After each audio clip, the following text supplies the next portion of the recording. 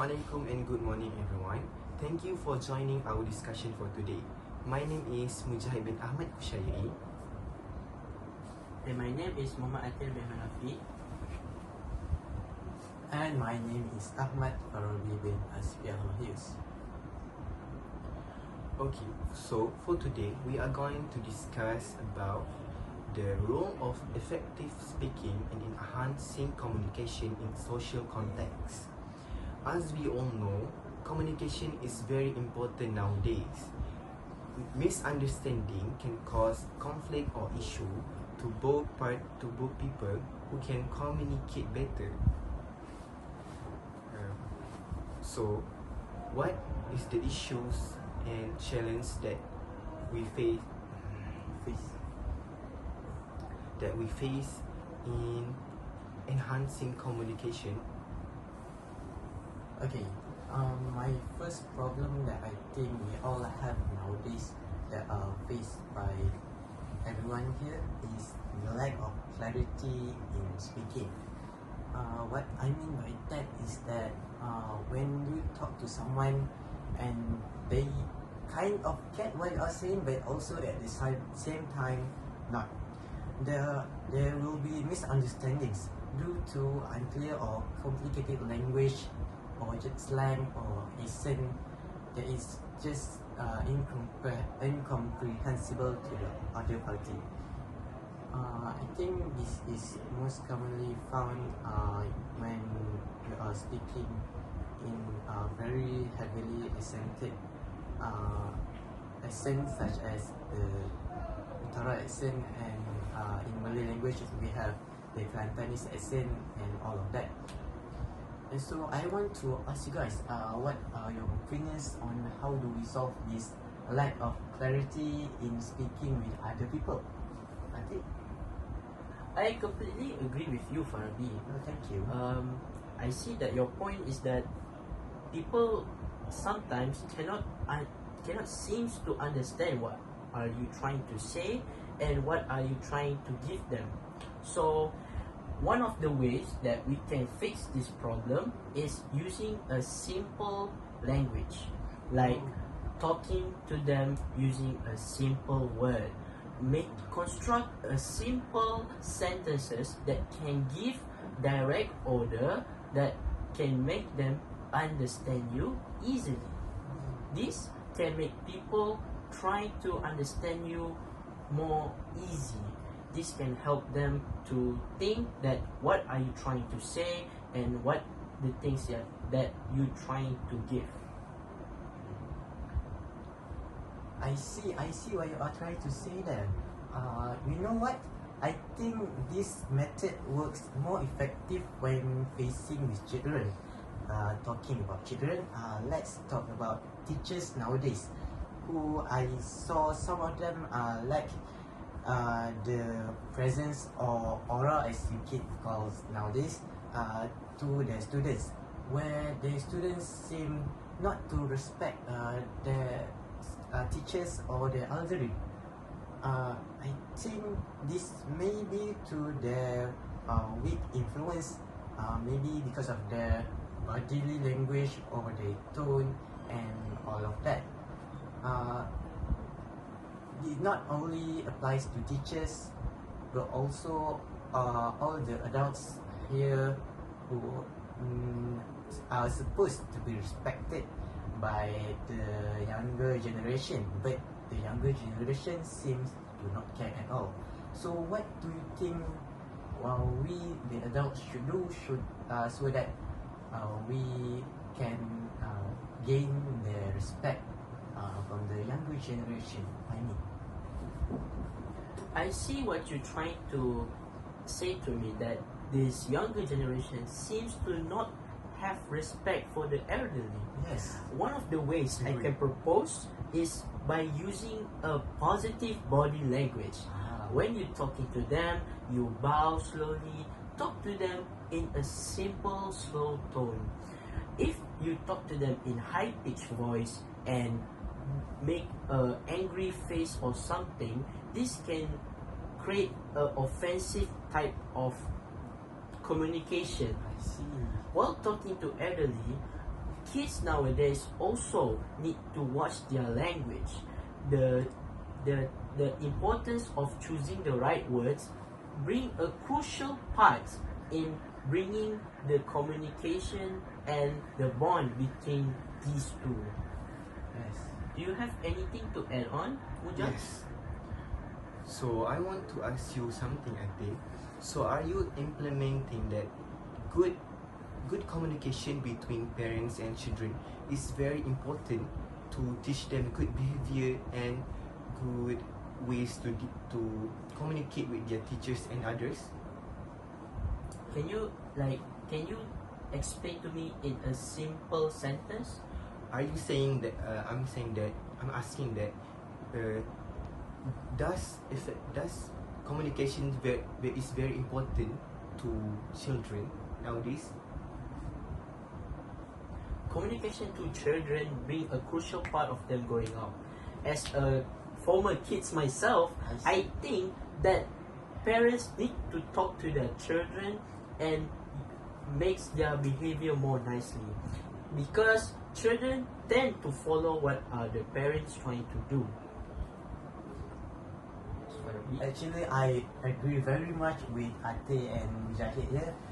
As a former kids too myself, I think it is a two-way communication where you respect the person you are talking to and the person you are talking to also respect you. This builds a sense of trust and sincerity between the two parties. But I still think that is not enough because nowadays people seem to not trust each other. Do you get what I mean? I get it. I get your point. I completely agree with you. Yes, especially in text forms where there are a lot of bodily language and context clues that are missing. There are a lot of times where the person you are texting to just might not get what you are saying 100%. They might think you are joking or that you are making fun of them, when in fact you are completely serious, and vice versa. So, Ate, what do you think is the proposed solution to this miscommunication in text between the younger generation?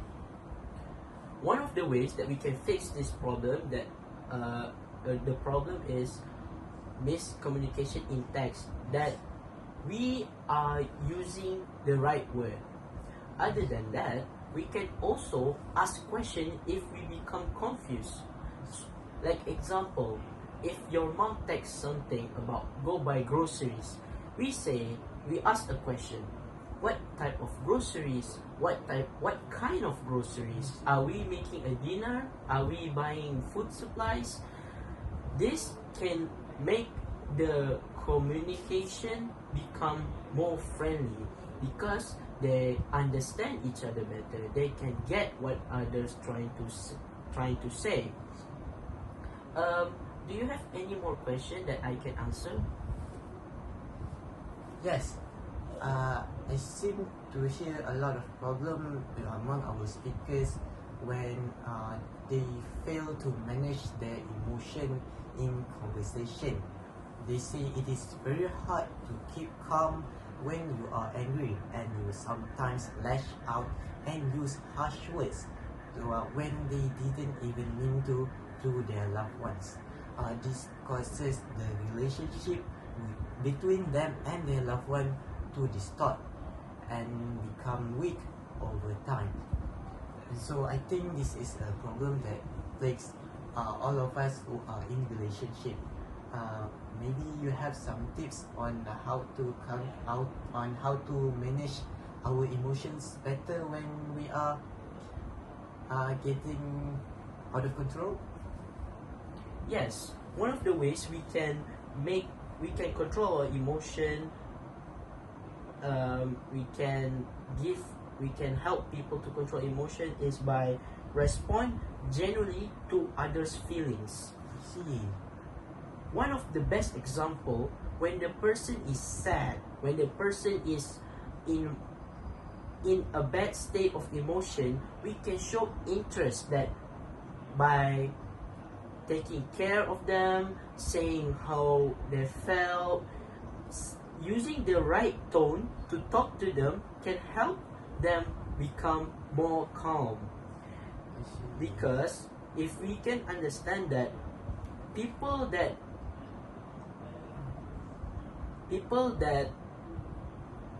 crash out emotion tend to happen because they are not calm, they cannot control themselves. This can happen because they are not calm. So by that we show interest, we calm them down, we using the right tone to talk to them. Do you have anything you want to say, Muja? I want to ask you, Ate, other than your point, does the becoming an active listener is also important in solving this problem? Of course, Muja, I completely agree with you. By becoming an active listener, we can understand each other problem. If we can understand each other problem, we can create a bond between this relationship, thus making the relationship bond stronger each time. Okay, going on to our next problem is the difference in class when talking to people of different culture and society. You might notice that some higher class people use a wider vocabulary than those who are, I don't want to say poor, but lack the opportunities to attain education. This makes them a bit, this makes them Offensive. maybe not offensive, but I want to say this might makes them seem dumb because they don't know the words. But this isn't their fault because they never had the opportunities to learn this, and it is not their fault. Maybe it is the fault of the government system or the education system failing them.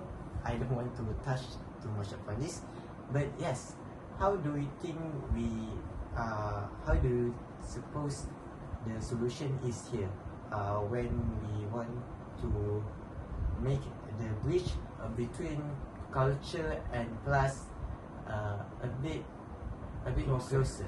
Yes, thank you, Muja.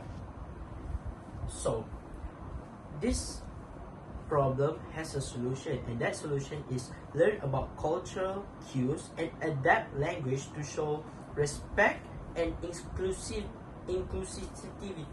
Inclusivity. Thank you, inclusivity. Yes. So, by doing so, we can learn each other culture, we can understand them better. By doing so, we can adapt the right vocabulary to talk to them. This can make them less offensive and make them more and more easy to understand people.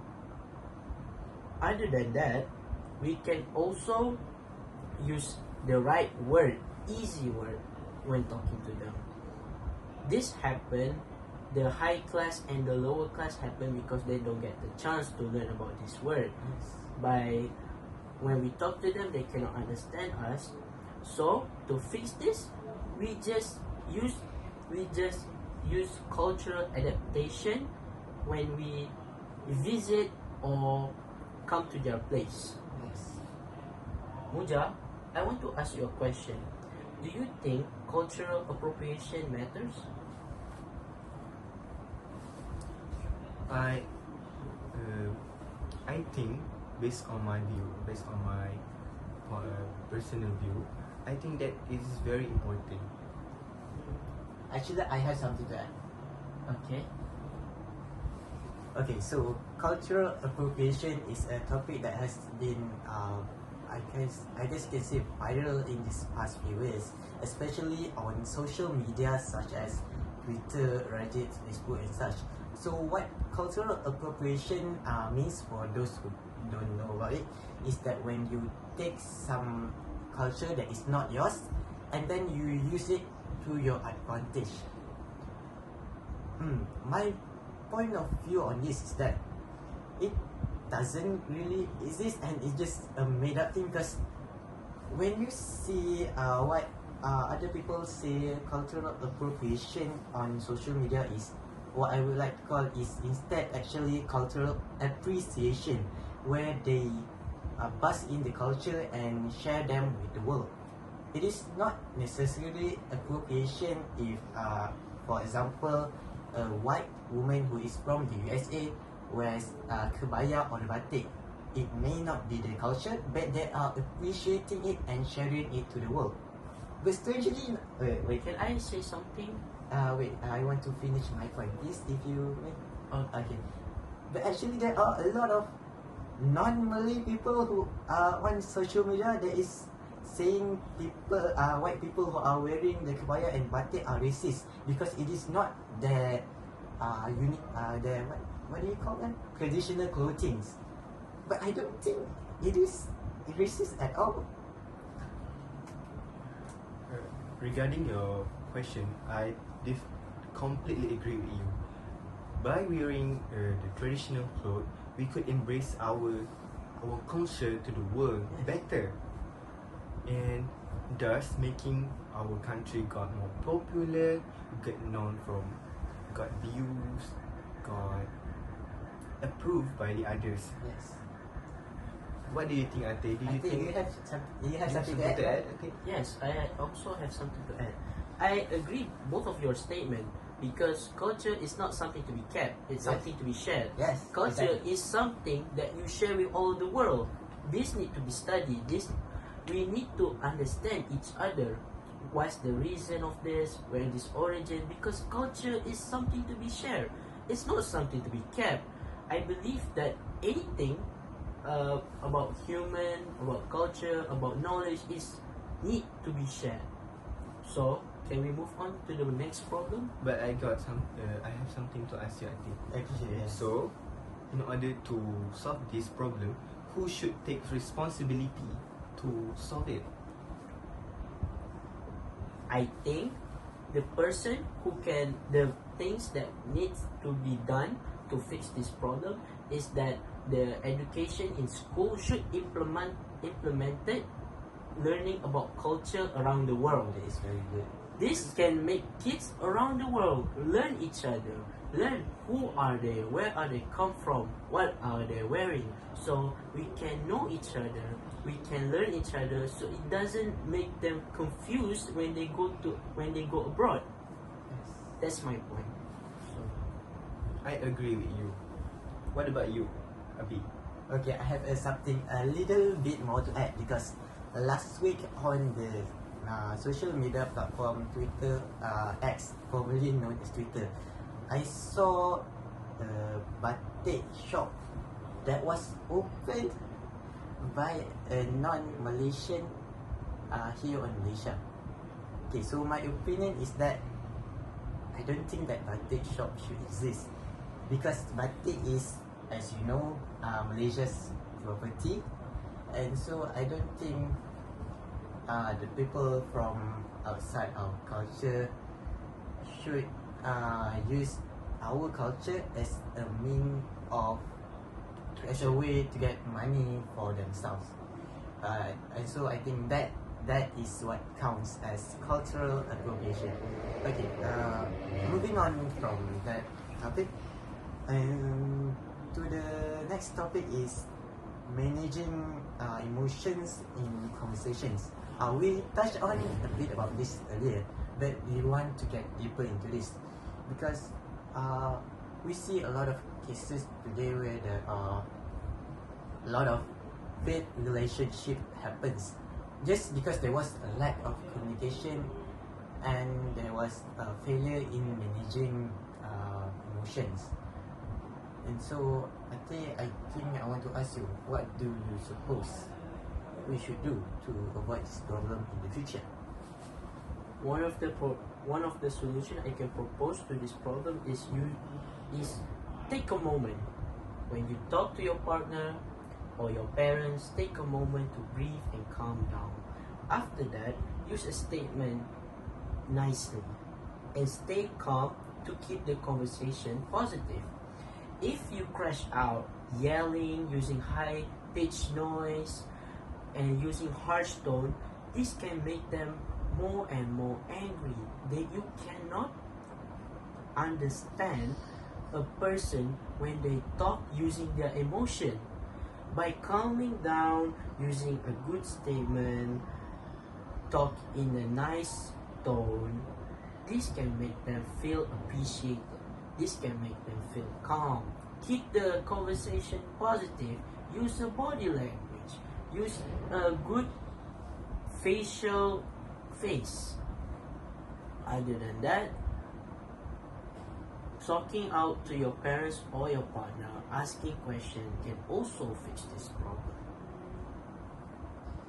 Okay, I think we've gone on long enough for our emotions, and now I think we talked too much about speaking. Now let's hear the other side, which is listening. I see a lot of people say blaming the people who speak, but I think we also need to focus on the people who are hearing, because most people nowadays, they have a very short attention span and they only hear what they want to hear, and so this causes a lot of problem. Obviously, missing context can cause misunderstandings and conflict to happen. This can cause one-sided conversation in which just one side of the conversation gets the benefit, while the other, they are just there physically but not, I guess you can say, mentally. They are Can just I add something? About your point, listening is also one of the main pillars in enhancing communication in social context. As we all know, without good communication, it can cause conflicts and issues with the others. So, what do you think, Ade, is the good and the best solution to solve this problem? I agree with you.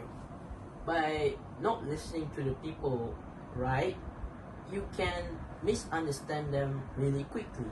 This can cause offensive or misunderstanding between each other. One of the solutions I can give is that practicing active listening by repeating back key points and asking questions. When you seems to not understand the person, you ask them what are they trying to say, what are they saying, what the meaning of it. By doing so, they can understand each other better. Other than that, practice active listening.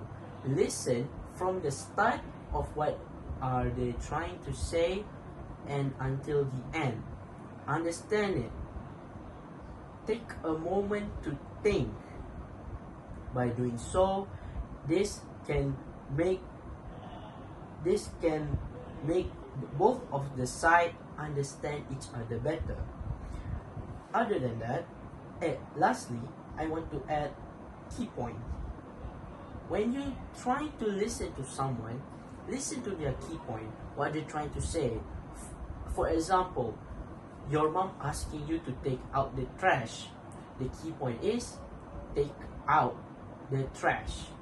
Take out the trash. So you can understand your mom, you can do your task, both of you understand each other better, and there are no problems in this if we use active listening. So, Uja, I want to ask you, do people that don't use active listening can cause a problem in conversation? Yes, I'm completely agree with what you're saying. First of all, this is because listening is very crucial for both parties. For example, when people give you instruction, you need to hear it from the beginning to the end to do the task or finish the instruction, good. For example, when your mom asks you to buy something, you need to listen it from the beginning to the end, so to make sure that you buy the right thing and do the right thing. So therefore, we need to become an active listening, and we need to respond a bit with good behavior. Yes, that was a very nice point from you and Ate. And so we get on to another problem that most of us faces today. Actually, a lot of us faces today. That is social anxiety and having problem when speaking to crowds. There are, I think, an increased number of people with problems at talking to crowd nowadays because they may lack the interactions because they use maybe too much social media and they do not interact with real life person that much, and that causes nervousness and low confidence when talking to actual people. And so Ate and Mujab, what do you guys think are the solutions to this problem? Okay, so I think the solution to these problems is to practice. This is because by practice speaking and communicating with others will help you to speaking in front of a lot of people and crowds. What do you think, Ate? Do you agree with me? I completely agree with you. What are you trying to say, that people lose their confidence over time because of the usage of social media? So I want to agree both of you guys because this has become a big problem in our society nowadays. One of the problem I can give you is that by using calming techniques, before you talk, before you give a crowd a speech, calm yourself down, because people lose confidence and lose their ability to talk more clearly because they are not calm. They are panicking. They don't know what to say. By using calming techniques, they can calm themselves down, they can talk, they can construct their words more wisely. Other than that, practicing talking to a mirror. Talking to a mirror can enhance your ability to talk to other people, because by talking to a mirror, it stimulates our brain to think that we are talking to people. Secondly, I want to add is that practice talk to other people. Talk more to other people. If people lose their confidence because of social media, talk to other people. Stop using social media. Go outside. Yes. Socialize. Touch grass. I Yes. see. And focus on positive self-talk. By talking positively, you can give more wise word. You can give them wisdom. You can talk benefit things. Stop talking about bad stuff. Talk about positive things, because positivity makes our body healthy. Yes. Both of you guys, I want to ask both of you guys a question. Does confidence matters in today's society? Definitely, I think confidence is very, very important to society. Without confidence, we cannot speak, we cannot communicate with the people, which would not benefit us. What do you think, Abid? Yes, I also think confidence or charisma, or us as the cool kids say nowadays, risk is very important in today's society because it shows that you have confidence in what you are doing and talking, and so it makes other people trust you more and makes you just more likable to other people. I think charisma, it matters more than intelligence. That is just my hot take. I think that is all from now. Amja, do you have anything else to add? Or is it Can I add something? Okay, add please. To add on, confidence drive us to know each other better. Yes. Because if we don't have confidence, how can we have the urge to talk to someone else? When we don't talk to someone else, we don't communicate. We don't have the ability to look in the people's eyes. We Yes. don't have the ability to understand people better. This can make the society collapse. This can make the society become far apart from each other.